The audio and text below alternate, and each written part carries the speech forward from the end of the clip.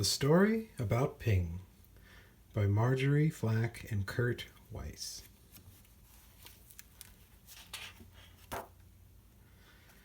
Once upon a time, there was a beautiful young duck named Ping. Ping lived with his mother and his father and 2 sisters and 3 brothers and 11 aunts and 7 uncles and 42 cousins. Their home was a boat with 2 wise eyes on the Yangtze River. Each morning as the sun rose in the east, Ping and his mother and his father and sisters and brothers and aunts and uncles and his 42 cousins all marched one by one down the little bridge to the shore of the Yangtze River. All day they would hunt for snails and little fishes and other pleasant things to eat. But in the evening, as the sun set in the west, "La-la-la-la-la-la," would call the master of the boat.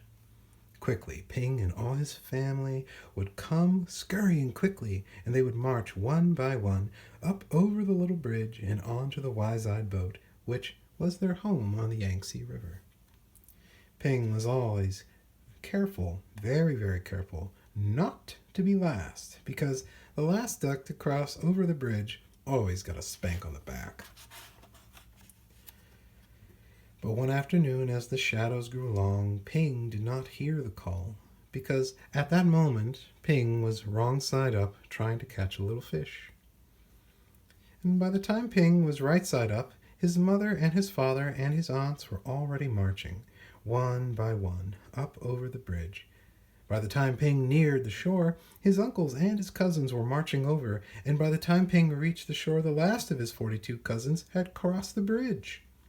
Ping knew he would be last, the very last duck. If he crossed the bridge, Ping did not want to be spanked. So he hid. And Ping hid behind the grasses, and as the dark came and the pale moon shone in the sky, Ping watched the wise-eyed boat slowly sail away down the Yangtze River. All night long Ping slept near the grasses on the bank of the river, with his head tucked under his wing. And when the sun rose up from the east, Ping found he was all alone on the Yangtze River. There was no father or mother, no sister or brothers, no aunts or uncles, and no 42 cousins to go fishing with Ping. So Ping started out to find them, swimming down the yellow waters of the Yangtze River. As the sun rose higher in the sky, boats came, big boats and little boats, fishing boats and beggar boats, houseboats, raft boats, and all these boats had eyes to see with, but nowhere could Ping see the wise-eyed boat which was his home. Then came a boat full of strange dark fishing birds. Ping saw them diving for fish for their master. As each bird brought a fish to his master, he would give it a little piece of fish for pay. Closer and closer swooped the fishing birds near Ping. Now Ping could see shining rings around their necks, rings of metal made so tight the birds could never swallow the big fish they were catching. Swoop, splash, splash. The ring birds were dashing here and there, all about Ping, and so down he ducked and swam under the yellow water of the Yangtze River. When Ping came up to the top of the water, far away from the fishing birds, he found little crumbs floating, tender little rice cake crumbs, which made a path to a houseboat. As Ping ate these crumbs, he came nearer and nearer to the houseboat. And then, splash! There in the water was a little boy with a barrel on his back, which was tied to a rope from the boat, just as all boat boys on the Yangtze River are tied to their boats. In the boy's hand was a rice cake. "Oh!" cried the little boy, and up dashed Ping and snatched at the rice cake. Quickly the boy grabbed Ping and held him tight. "Wah, wah, wah, wah, wah, wah," cried Ping.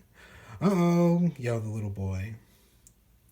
Ping and the boy made such a splashing and such a noise that the boy's father came running, and the boy's mother came running, and the boy's sister and brother came running, and they all looked over the edge of the boat at Ping and the boy splashing in the water of the Yangtze River.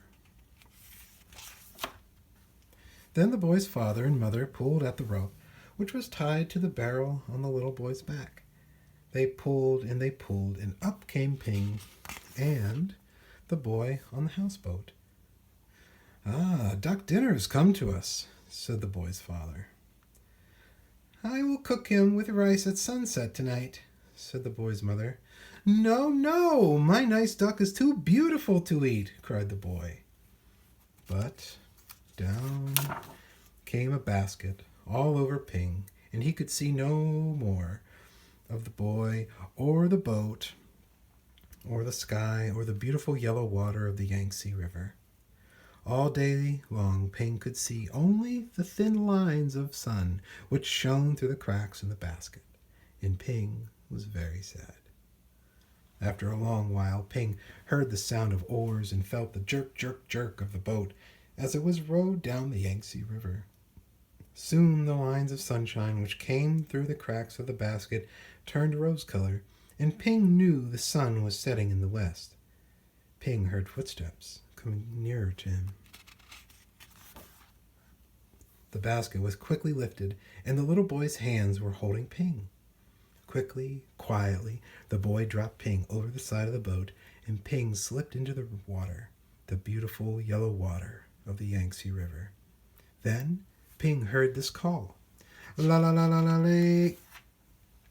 And Ping looked, and there near the bank of the river was the wise-eyed boat, which was Ping's home. And Ping saw his mother and his father and his aunts all marching one by one up over the little bridge. Swiftly Ping turned and swam, paddling toward the shore. Now Ping could see his uncles marching one by one. Paddle, paddle, Ping hurried toward the shore. Ping saw his cousins marching one by one. Paddle, paddle, Ping neared the shore. But as Ping reached the shore, the last of Ping's 42 cousins marched over the bridge, and Ping knew that he was late again. But up marched Ping, up over the little bridge, and spank came the spank on Ping's back. Then, at last, Ping was back with his mother and his father and 2 sisters and 3 brothers and 11 aunts and 7 uncles and 42 cousins, home again on the wise-eyed boat on the Yangtze River. The end.